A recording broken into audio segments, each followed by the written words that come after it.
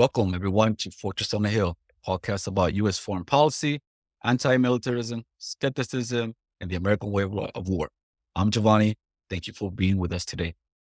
With me today is my co-host, Monisha. Monisha, how are you today?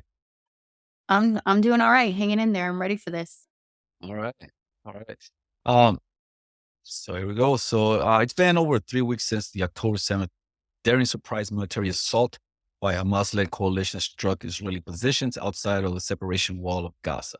Since then, the IDF has unleashed an onslaught of aerial bombardments on the 2.3 million residents living in the small besieged enclave of Gaza, which most people regard as the world's largest open-air prison, killing an estimated amount of roughly 7,000 people, mostly civilians, in what most of the world sees as a genocide. Israel has cut food, water, and electrical power to the enclave and has stopped humanitarian aid from entering. Several resolutions have been presented at the United Nations Security Council calling for a ceasefire. Each time the United States has vetoed them, while hundreds of thousands of people around the world take to the streets to demand a ceasefire, still the carnage continues. President Joe Biden has responded by rushing American military assets to theater, which includes 2 aircraft carriers and several battleships, and asking Congress for an extra $106 billion package to fund both Israel and Ukraine. As the situation continues to escalate, thousands of American Jews mobilized in hundreds of cities across the country to organize large protests and demonstrations demanding an end to the carnage and a just peace. Here to tell us more, we're joined by Judith Norman. Judith Norman, how are you? Very good. Thank you so much. I'm glad to be here. Going on right now, and you've been doing a lot as well with Jewish Force for Peace, doing a lot of actions on the ground. And yourself, how are you holding up with all of this and personally, like your health, your well-being? How are you really? Oh, thank you. That's a very kind question. I've been better. I I have friends in Gaza, and I'm worried about them. I know people in the West Bank. I'm worried about them because that's an area that Israel's attacking. It's escalated the violence radically in the West Bank, and there's not a lot of attention to that because all eyes are on Gaza. And I know people in Israel who are amongst the sort of well, I don't know personally, but I have friends of friends who have been affected by the violence there. So it's a lot to take. I'm finding a lot of comfort in organizing around this issue, though. It's helped me find a community, and it feels good to be taking action. Thank you for sharing that with us and humanizing yourself. And when you talk about your organizing, can you tell our listeners more about who you are as an organizer, more about Jewish Voice for Peace and the work that you all are doing? Absolutely. So I'm organizing with several groups. I'm with Jewish Voice for Peace, but also a local group called San Antonio for Justice in Palestine. I entered this organizing area as a Jewish person because Israel has this claim to be the Jewish state. It's basically annexed Judaism. It's weaponized Judaism and uses it as a tool to cover up, defend, and justify its settler colonialist policies.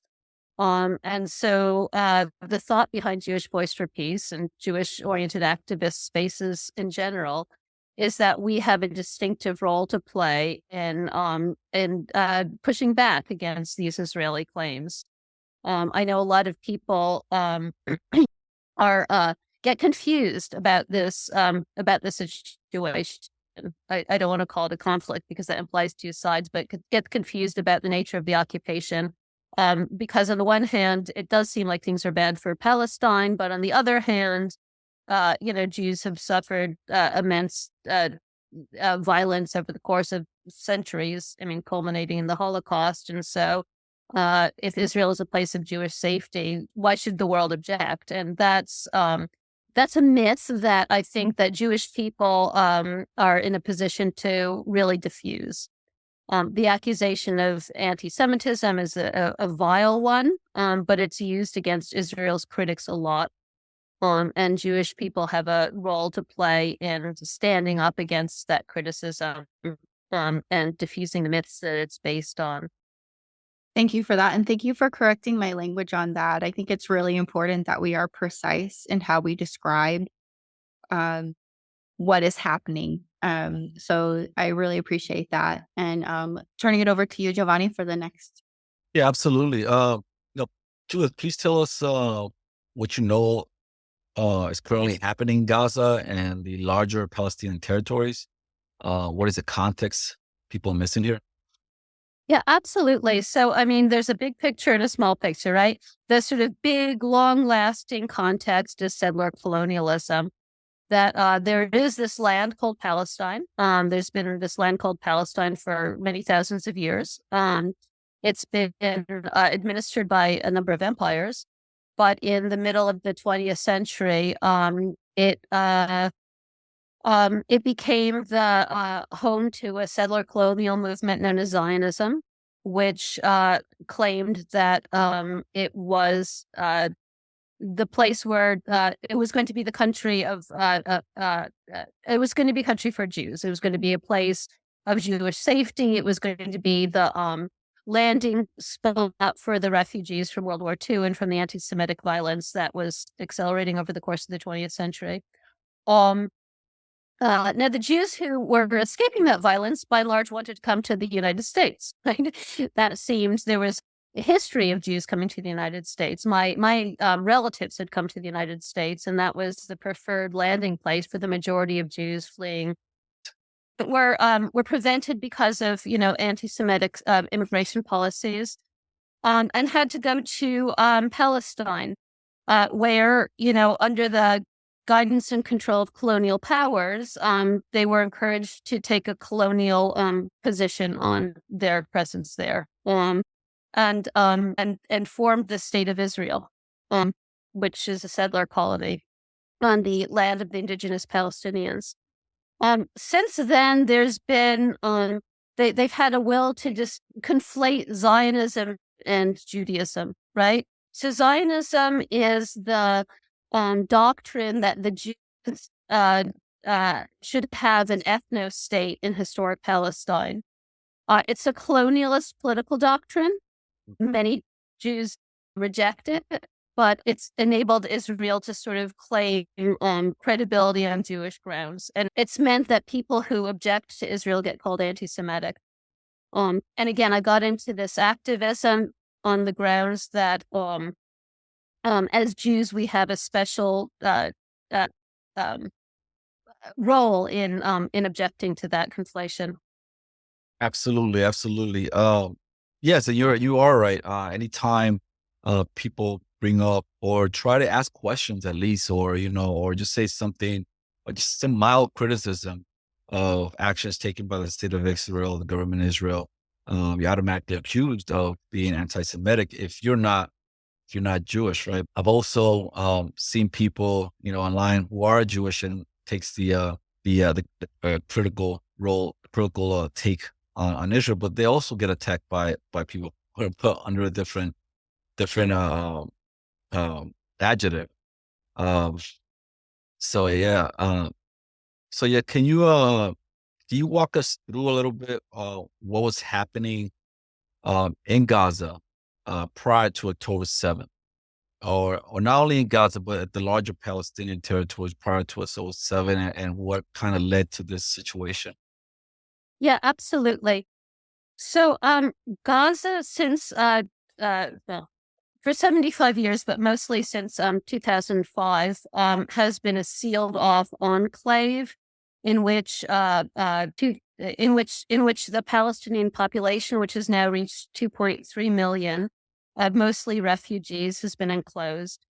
It's been described accurately, I believe, as a concentration camp or the largest open air prison. It's been under Israeli occupation and siege. Israel controls the borders, controls what goods come in and out, controls the economy, and periodically, every couple of years, subjects it to a carpet bombing campaign. So we have an enclosed largely youth, uh, highly populated, highly densified, hyper traumatized population living in this land. Because Israel controls the materials that come in and out after they've destroyed the water infrastructure and the aquifer, they refused to allow equipment to be brought in to repair it. And so 96% of the Gazan drinking water is contaminated. They destroyed the sewage plant.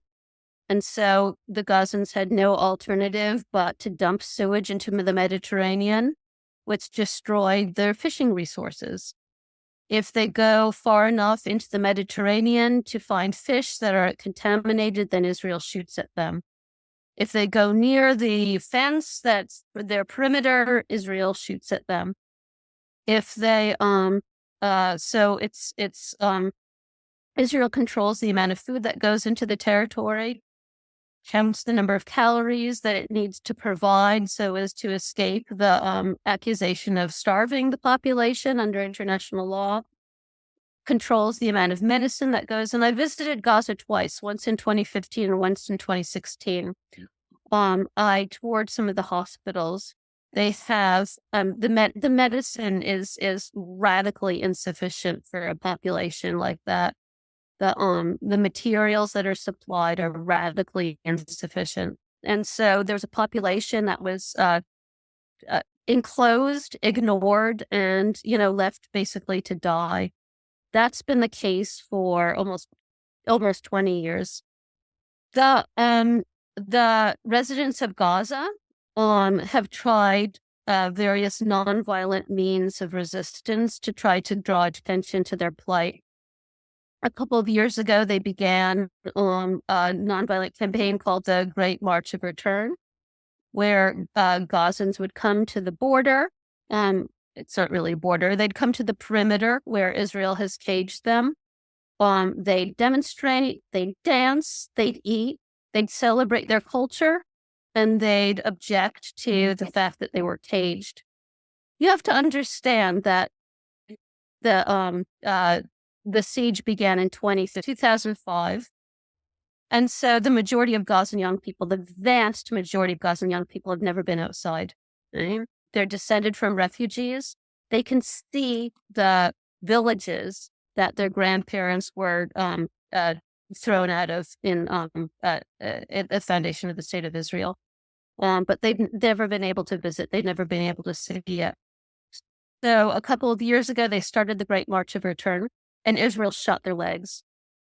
They used experimental bullets that would explode inside of them to cause unprecedented amounts of bone damage. The doctors had seen nothing like it. They kept demonstrating. Israel kept shooting their legs. If you go into Gaza, you'll see young men all over the place who have limbs amputated because of that. The Great March of Return was an attempt to raise awareness for what was going on in Gaza. Who knows what's going on in Gaza? The media's forgotten about them. It's a concentration camp that nobody knows about and seems like nobody cares about. The people of Gaza have media. They can see, the extent to which the world cares about them. And it's hardly at all. And so on October 7th, an armed group of the political group Hamas burst out of the cage unexpectedly.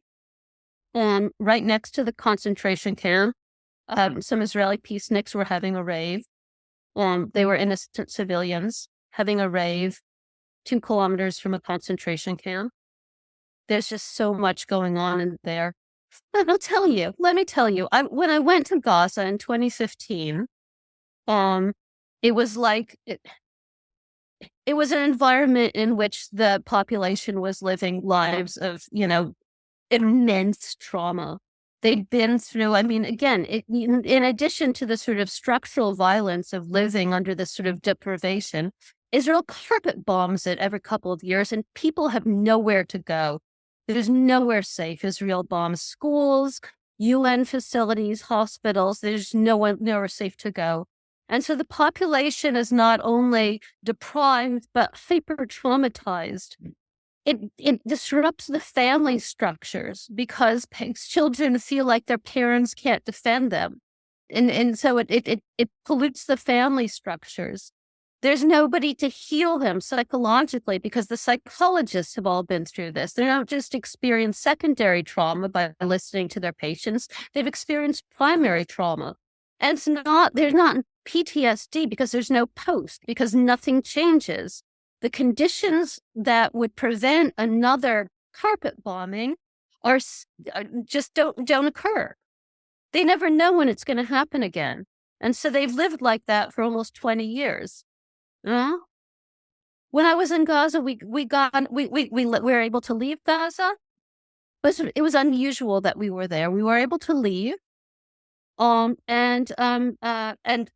right when we left on the border, we went to what was basically an Israeli Denny's. Families were there eating pancakes and laughing. This was right outside of a concentration camp. It's clear that the country, Israel, I don't know if they don't know or don't care. It's just dropped out of discourse. It's been invisibilized. So militants from Hamas, which is the governing body in Israel, which has undertaken terrorist tactics, broke out of the cage and massacred hundreds of people at this rave, massacred hundreds of Israeli civilians in the nearby towns, and took 200 hostages. I guess, it's horrible. Violent resistance is horrible like this. I want to put it into the context of the people of Gaza tried nonviolent resistance for years. So it was basically a question of whether you're going to die silently or die, violently. So after that happened, we all saw what happened. Israel sort of were under attack. This is horrible. We need to destroy Hamas, and started to re-bomb Gaza with, intensified ferocity. And a couple of days ago, they shut off all telecommunications to and from the Gaza Strip. People I know there people I know with relatives inside were hysterical. Right? They knew the bombing was going on. They know that at that point it was 4,000 or 5,000 people are killed, and they couldn't get a hold of their relatives. Apparently, they switched back to telecommunications because the U.S. asked them to or told them to. I don't know what sort of communications goes on under that radar there, but clearly, the U.S. is able to. The U.S. has its finger on this. The U.S. could stop this if it wanted to. And here we are. There's been no effective response to the Israeli bombing. The casualties are racking up. We're seeing pictures of absolutely devastated civilian population, and we're just waiting to see what the end game here is. Yeah, here in the United States, they tried, just like you mentioned earlier, what you just mentioned, here in the United States, they the narrative as, we just been attacked. They try to conjure memories of 9/11. They try to frame it as Israel's Pearl Harbor, and that just pretty much to conjure sympathy and to conjure consent, to create consent here in the United States for what is about to happen. If you go back to the 9/11, the second 9/11, not the original 9/11, but the second 9/11 of 2021, what that did just unleashed a flood of violence that pretty much destabilized the whole region, attacked, governments were overthrown, millions of people were killed, 7, 8 countries were attacked. They are continuing to be attacked to this day.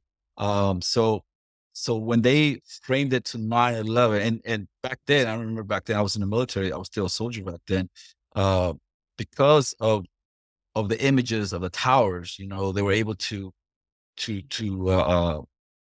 generate that consent within the American population that, all bets are off, just gonna, just gonna bomb everybody, and that was the sentiment at the time in the United States and within the military. I was surrounded by people that had just this psychotic attitude towards Muslims back then.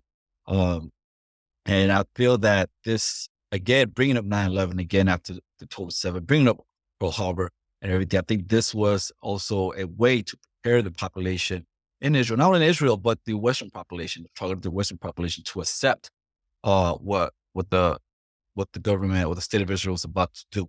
You got any thoughts there, Monisha? Yeah, I have a lot.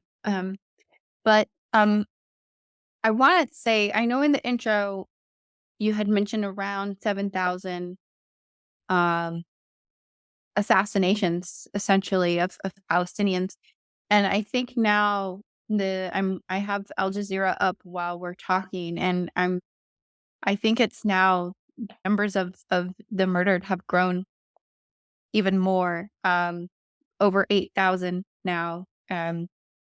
Uh, so what you're describing in terms of the narrative, and Judith, what you've described, with the historic, I don't even know the right word to call it.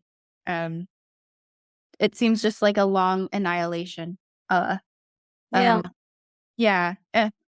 Well, I think one of the similarities with 9/11 is, I mean, I remember 9/11 happening, and one of the things is that we were sort of like, we were, there was this demand for us to be stupid, right? It was sort of like our patriotic act to be stupid. I remember them, it was like all the media had to say that the people who hijacked the planes and flew them into the buildings in 9/11 were cowards. We all had to say that they were cowards. Yeah. Saying, I mean, this is a horrible thing to do. These are clearly people who do horrible things. One thing I wouldn't say is cowardice, right? Sort of like it's sort of like the one thing that doesn't apply, but that was the one thing we were all forced to say. This is a cowardly act, cowardly. It's like that. That's like the one bad thing that doesn't fit in terms of a description of this, right? So, but it was required to say that they were cowardly. So we were sort of like forced to be stupid, right? We were forced to say things that we knew were stupid as a mark of our patriotism. In this case, too, it's sort of like, the Hamas attack, which I certainly, sort of like is horrible, right? That it came out of nowhere, right? That we were forced to sort of like, pretend that there's no context for this. And if we suggest that there's a context for this, then we're not sympathetic, we're anti-Semitic or something like that. And to this enforced stupidity as a way in which consent is manufactured. It's like we all see this. We all see that, the people who bombed the World Trade Towers, were horrible in so many ways, but just not cowardly. Sort of like we can all see this, but we're forced to pretend we don't. Sort of emperor has no cleanse. We know that, the Palestinians have been under this sort of like vicious, brutal, genocidal, structural violence for 75 years, but somehow we're forced to sort of like pretend that we haven't seen that. It's a really, it's a bizarre media I mean, what's bizarre about it is it works, right? Why are we being shut down for saying there's a context in which this has happened? And yet, it's invisibilized. But again, I left a concentration camp and, yards away, there's a Denny's, So the invisibilizing was ongoing. It's stunning. Also, Thank you. what you were mentioning earlier about, how the media just pretty much they manufacture this narrative, just create this narrative and just stupefy people, right? And like you mentioned earlier, you gave I think you gave two examples. You gave one big example about the Great March of Return, which was a peaceful demonstration. They were gunned down. People were gunned down, because they were the thing that they were, because I remember that I was in 2002, 2001, and they were gunned down by snipers. I mean, they weren't even close to security forces. I mean, the claim of I felt threatened or I felt for my life, that's why I shot them down. That didn't apply here because they were gunned down by snipers. I believe about over 200 people were gunned down or more. Yet in the media, every time there's an outburst of violence coming from the Palestinian side, because the violence, like you mentioned, the violence is ongoing on a daily basis from the Israeli side. But when there's an outburst of violence coming from the Palestinian side, the media always asks this question of, where is the Palestinian Gandhi? Where is the Palestinian MLK? Why can't they just, why can't they have sit-ins, et cetera, et cetera, et cetera? I remember Thomas Friedman framing it that way. If Palestine would be, if there was a Palestinian Gandhi, then the world would be more receptive to their message. You have any thoughts on Yeah. that? When I was in the West Bank, I met a man named Issa Amro, and he was a genius of nonviolent resistance. He's organized. He's helped organize groups in Hebron where he lives. Youth Against Settlements. Just all sorts of, his house. His presence is just sort of like a hub for nonviolent resistance. I learned so much from his from sitting in his home and listening to him. I mean, nonviolent resistance as sort of like community, sort of mutual aid, right? So just how the community can take care of itself and to diffuse violence, to diffuse the need for, services that Israel is blocking. He's just a genius about it. On October 8th, the day after the Hamas attack in southern Israel, he was kidnapped by settlers, brought into Israeli military custody, tortured for 10 hours, and dumped out. No reason. They just rounded him up, tortured him, and dumped him out.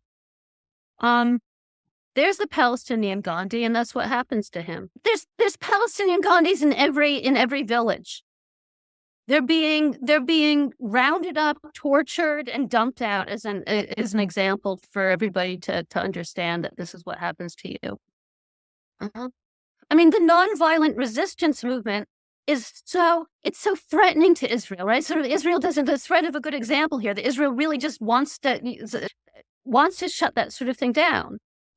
I mean, a good example of that is part of the nonviolent resistance that Palestinian civil society has come up with is this sort of call for world boycott, divestment, and sanctions against Israel, right? So we have this proven method for nonviolent resistance that can sort of engage people internationally, and there are anti-BDS laws. I think the majority of the U.S. states, right? So it gets criminalized to take the action of nonviolent resistance. So, all these sort of like state mechanisms for suppressing nonviolent resistance creates a media vacuum. And then there's sort of this cry as, well, where is it? Where is it? It's sort of like, it's here, right? You've made it illegal. You've put it in jail. But it's not a genuine question. Where's the Palestinian Gandhi? Because if it was a genuine question, it would have been answered amply, thousands of times over. It's not a genuine question. It's a way of posing Palestinians in a certain light. I wanted to touch on a couple of things, but I want to relate it all to what you've just described, Judith, with the BDS movement. I've been a longtime supporter of it. I'm a former president of Psychologists for Social Responsibility. And it took a long time to get them to agree to support BDS, and then the backlash was immediate. And so earlier you were talking about narrative warfare. My dissertation was all about that, was about uncovering how the American Psychological Association is basically the research and development wing of U.S.-Israeli psychological warfare, starting with Division 19, which is the division for basically military psychology. The father of military psychology praised the Nazis for their use of psychologists in the field during World War II. It's disgusting. And what's really horrific as well is the way that Zionism is dominant in the American Psychological Association, even within the Division of Peace Psychology. And many psychologists, many of my Palestinian colleagues have received, as you have no doubt experienced yourself and witnessed yourself, horrific, disgusting treatment from psychologists. And to put the icing on the cake, the American Psychological Association props itself up as serving humanity. And one of their largest exports is military psychology, and they host international conferences for military psychology, et cetera. They work very closely with the Israeli forces. And I bring all that up because when you bring up the narrative warfare done on the part of the media, do you find that in your work, in the construction of the counter narrative, through truth telling, through particularly your role as a Jewish person, in all of the labor that you're doing alongside others, in concert with the nonviolent resistance of the Palestinian people, do you find that it's working? The cultural narrative that people inside the U.S., essentially settler colonists inside the U.S., take onto themselves, I think, is the priming of the ground, like the fertilizer for the seeds that then the Israeli government are planting through U.S. media, planting through, NATO media, planting through all these spaces. And so I think you have a connection with settler identity and a connection with settler innocence. I don't know if you find that to be true. Absolutely. Yeah, I'm in Texas. I have settler identity. I have. I'm part of a settler colonial project. Where I live as well. I think a distinctive difference with Israel, though, is the claim to settler innocence gets well. The settlers originally were victims from the Holocaust, right? And that makes it really confusing. It makes it much more difficult to sort of intervene as time goes on, right? As Holocaust memory fades, as Israel sort of sort of overcomes the identity of, the sort of Israel has been working. I've talked to people who sort of are involved with the K through 12 education in Israel and the nature of Holocaust studies in there. Israel is sort of like weaponized Holocaust memory, and Holocaust studies to try to, because this is the claim to settler innocence. It's like, this is, we were victims as well, which doesn't address the sort of, you were victims of Germany, right? And here you are taking somebody else's land. So there's a disconnect there, but it's impolite to sort of point that out, right? But as, 80 years on from the Holocaust, Israel has become sort of like really shrill about sort of cultivating Holocaust memory, in goodness. I mean, my relatives were killed in the Holocaust. I want Holocaust memory, but here I have it being sort of like cultivated and weaponized by a group of people for this, for the settler colonialist project, right? It's more difficult to intervene in that narrative than it is in Turtle Island, right? It's sort of like the white people sort of like, you didn't belong here, right? But with the Israelis, we're a refugee population too. It's delicate, but it has to be done. It needs to be done. And at this point, I mean, honestly, we're talking about Zionism as a settler colonial project. Judaism as, a religion in which, massive violence has been part of our historical past. I think there ought to be, an understanding of that, a sympathy around that. But rather than sort of like sitting with that and using that as a leverage to sort of, understand suffering more generally, that memory has been sort of weaponized into rhetorical support for the settler colonial project. And it's, yeah. As a Jewish person, I feel like my identity has been hijacked in this way. I have two more follow-up questions, if that's okay, Jovanni, and if that's okay with you, Judith. Yeah. So immediately, my heart wants to hold you, and I'm curious to know, how can people best support persons like yourselves who are caught in this weaponized state, basically, and you have that historical grief, and you have this other moral injury attached to you, forced upon you by Zionism, by the Israeli state, by their violence. how can people be there for you and others who are in your similar position while we're simultaneously holding space? That's a very kind question. Thank you. I think it's important. Strangely, it's sort of like we have a situation in which Jewish grief has displaced Palestinian grief, right? We have a situation in which sort of like the Israeli grief and it is the loudest. I don't want to reproduce that situation where sort of like my problem sort of like finding community in this um uh, uh, uh in some way obscures the fact that, Gaza is being genocided, right? I feel like, my Jewish history as belonging to a group of people who are sort of like stateless and dispossessed, um, puts me into an identity with the Palestinians, right? Who are stateless and dispossessed. I feel like that's where my Judaism goes to, not um, the sort of hyper militaristic state of Israel, but put to this other people. It's so important to me that suffering be centered, and that problem be centered. I've watched in the movements as sort of like, it started with the sort of like Jews have a sort of distinctive voice in this because we can sort of navigate through some of these kinds of anti-Semitism. That again, it's emphasized too much. That can become a way of centering Jewish voices in this, right? It can become another sort of like a Jewish supremacist move that again reproduces the dynamics of the struggle.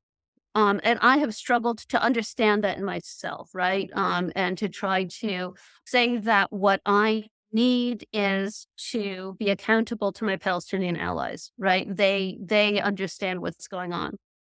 That dynamic tends to get reproduced in the peace movement. So there's Israeli soldiers who have been fought with the IDF. As 18-year-olds who had to, right? They see what they're doing, they're horrified, and they join the sort of peace groups like Breaking the Silence, right? And they talk about, we went to Gaza, we did these horrible things. Here's our crimes, and the left has a tendency to go, oh my goodness, you're so brave, you Israelis, you really know, you're speaking the truth, yeah. And that again, that's sort of like the Israeli society is very sort of like worships the military, right? And here we see a sort of like Israeli left worshiping the military as well, right? It's sort of like these soldiers who sort of like, have spoken out, thank God for them. So we haven't really gotten beyond worshiping the military. And we haven't really gotten beyond the sort of like, the centrality of Jewish voices. If you want to know what's gone on in Gaza, ask the people in Gaza, right? Don't ask these soldiers who have said, they have a story to tell. My God, their sympathy, their courage, this is real courage. They've done it, right? But the role that they play sometimes in terms of sort of like, left media is a little bit exaggerated and feeds into sort of like, if a Jew is saying it, then it really must be the case. If a soldier is saying that, then, that's really important, The voices that need to be sort of centered in this are the voices of the Palestinian civilians. Thank you. Before you jump in, Jovanni, I want to do my second question. And thank you. So you were talking about the boycott, divestment, and sanctions movement, which we all refer to as BDS. And I'm seeing an uptick on social media of people inside the United States becoming more and more aware. People who weren't aware before are more aware now, and they're sharing the boycott list, and they're really boosting the BDS calls for support. So some people are talking about we need to BDS the U.S. as well. And particularly, you can see signs in protests calling for an end to U.S. support to Israel.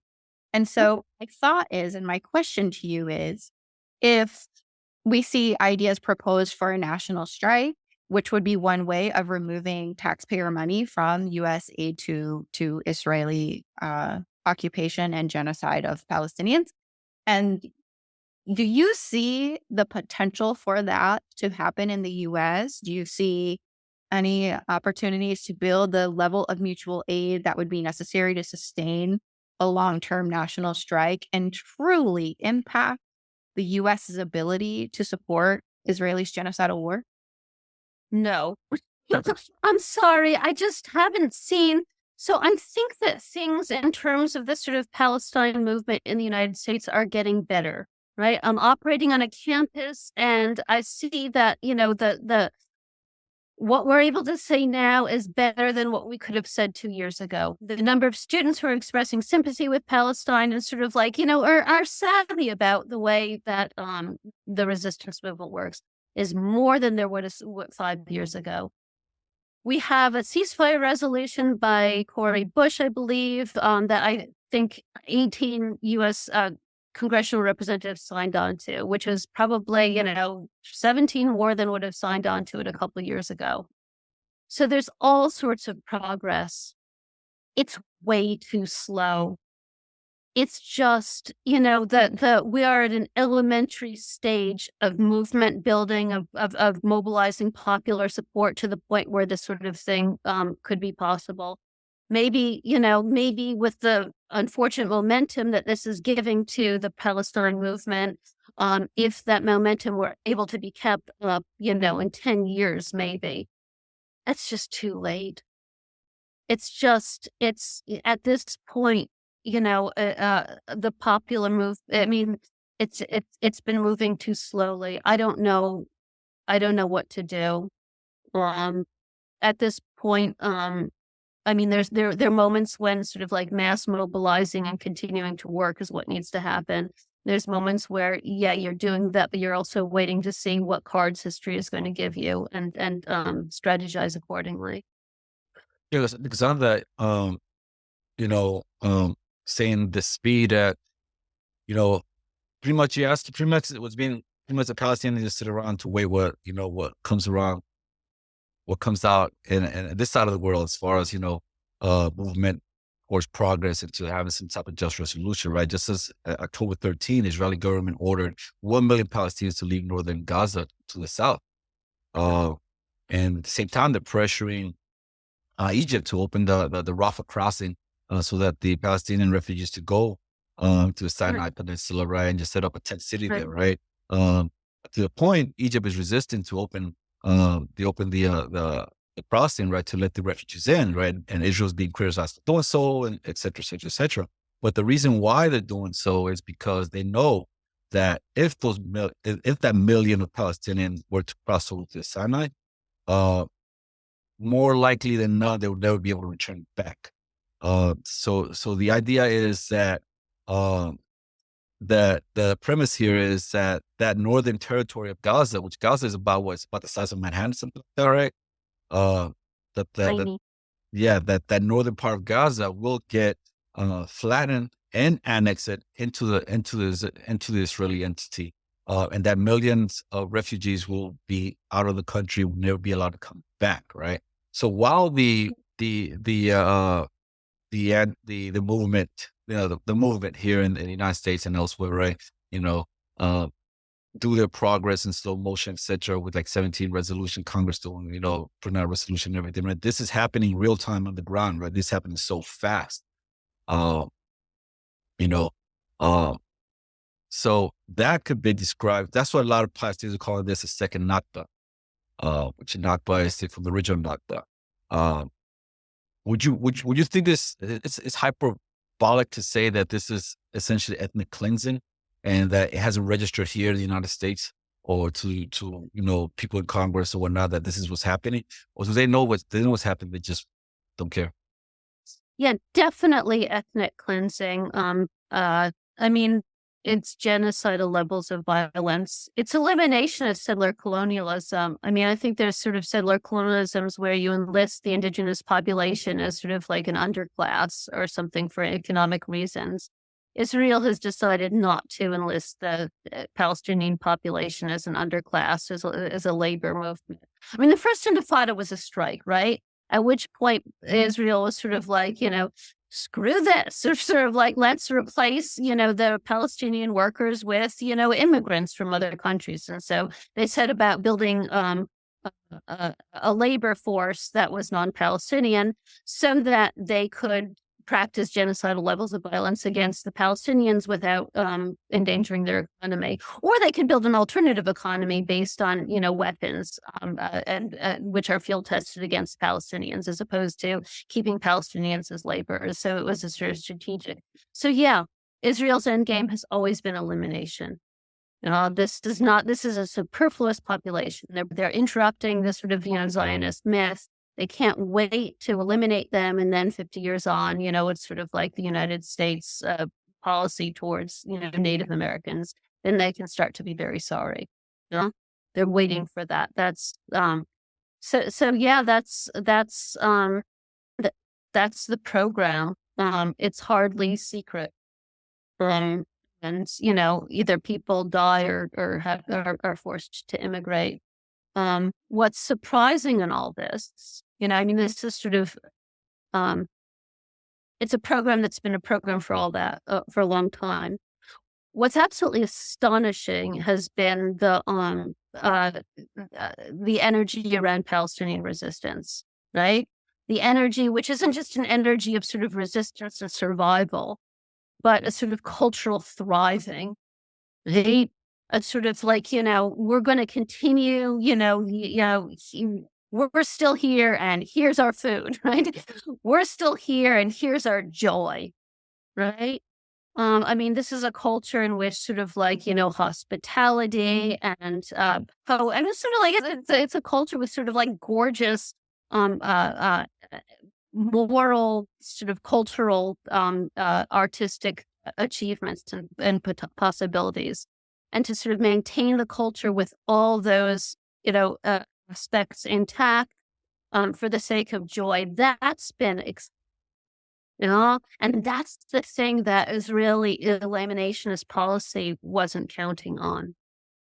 And as, the rest of the world, being part of the rest of the world, again, I think our marching orders are to sort of like listen to what the Palestinians are telling us to do, sort of like see Palestine not just as a sort of graveyard, of bodies that Israel's oppressing, but as a musical, poetic, place of intact cultural, joy. I mean, now isn't the week for it, right? Things are pretty bad, but I think the ability of Palestinians to sort of survive and resist for this long, is due to, these immense cultural resources. Yeah. Article 2 of the Genocide Convention describes genocide as such, right? Killing members of the group, causing seriously bodily or mental harm to members of the group, deliberately inflicting on the group conditions of life calculated to bring about its physical destruction in whole or in part, imposing measures intended to prevent birth within the group, forcefully transferring children of the group to another group. It's hard not to see how the shoe fits. Yeah. So currently, Gaza is being bombed. Not only Gaza is being bombed, but southern Lebanon is being bombed. Syria is being bombed. Egypt was threatened to be bombed if he was to send convoys across Right. the humanitarian aid convoy across the Rafah. Yep. There's raids being conducted inside the West Bank. There's several actors in the region that have been sending warnings to the Israeli government, in particular the Lebanese militant group called Hezbollah and Iran, telling Israel that if they were to invade on land, they will have to get involved. They were to land troops there. Meanwhile, the United States continues to send military assets to the region. Two battle groups, 2 aircraft carriers with several gunboats and bases, aircrafts, F-15 were being sent to Jordan. They're being housed in Jordan. You got the Jordanian population restless, demanding that the government, side with the Palestinians. Meanwhile, they're getting hosed down by the security forces in Jordan, as they try to, as Jordanian citizens try to cross into Palestine to support the Palestinian brothers. United States just bombed Syria about 2 days ago, claiming that it was attacking Iranian assets. U.S. bases in Iraq came under attack by militant groups, saying, in the support of Palestine. And also you have the Houthis in Yemen also apparently launched some missiles towards the area where they were intercepted by U.S. gunboats. All the while, people are unrest around West Asia, demanding the government to do something. Do you fear that this tragedy can spill over and get out of control into a wider conflict in the area? Yes. I think that's something that uh, I think that might be a place where a sort of, mass mobilization for Palestine can have an effect, right? I mean, with in terms of U.S. foreign policy, right? There's this sort of like experimental, sort of like how much pushback are we going to get if we do this? Yeah. And this might be a moment when the sort of mass mobilization for Palestine, there's been a sort of extraordinary protest, might carry with it the message that the political cost of militarism is going to be too great. That's all I can say and hope for. It's certainly a worry. Well, I think this is a good place for us to wrap it up for today. Judith, thank you so much for coming on the show, sharing your time, thoughts, and experience with us. Any last comments before we depart? Thank you so much for having me. Sorry about the technical glitches. It's just a pleasure to talk to you. I'm so grateful for your concern and attention. Monisha, any last comments? No, skip me. I'll say too many things that I shouldn't say openly. Thank you. No, I do want to say thank you to you, Judith, for sharing your stories tonight. And I hope you're resting, eating, hydrating as much as possible. Thank you so much. Judith, please tell us where to go for information, what actions do you feel are taking place. I know that you work with Jews with Peace. What is happening? What's being done on the ground? What our listeners should consider on doing if they want to support and Palestinians and end this madness. Thank you. That's perfect. U.S. Campaign for Palestinian Rights is an excellent educational resource, and they have a list of actions. They keep a standing list of actions around the country.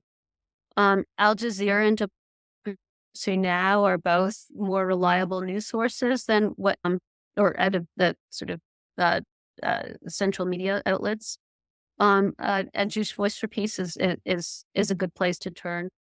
At this point, I don't think that Gaza needs aid. I mean, there are places to donate. The Middle East Children's Alliance is a good humanitarian group working within Gaza.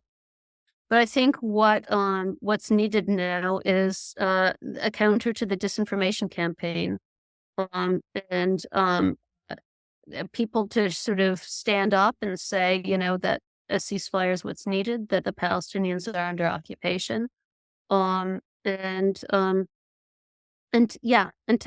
to be a visible part of the movement for Palestine. All right, thank you for joining us today, and hope to see you soon. And keep the fight. Thank you. Thank you both so much. Solidarity for Palestine. Take care. Money is tight these days for everyone, especially in the lingering shadow of COVID. Penny pinching to make it through the month often doesn't give people the funds to contribute to a creator they support. So we consider it the highest honor that folks help us fund the podcast in any dollar amount they're able. Patreons is the main place to do that, and for supporters who can donate $10 a month or more, they will be listed right here as an honorary producer, like these fine folks. Fahim's Everyone Dream, Eric Phillips, Paul Appel, Julie Dupree, Thomas Benson, Janet Hansen, Ren Jacob, Scott Spalding, Spooky Tooth, Helgeberg, and Howard Reynolds. However, if Patreon isn't your style, you can contribute directly through PayPal at paypal.me/Fortress on a Hill. Or please check out our store on Spreadshirt for some great Fortress merch. We're on Twitter and Facebook.com/Fortress on a Hill. You can find our full collection of episodes at www.fortressonahill.com. Skepticism is one's best armor. Never forget it. We'll see you next time. Come on, you good people, and listen to my song. I hope you'll pay attention. I will not detain you long. However, www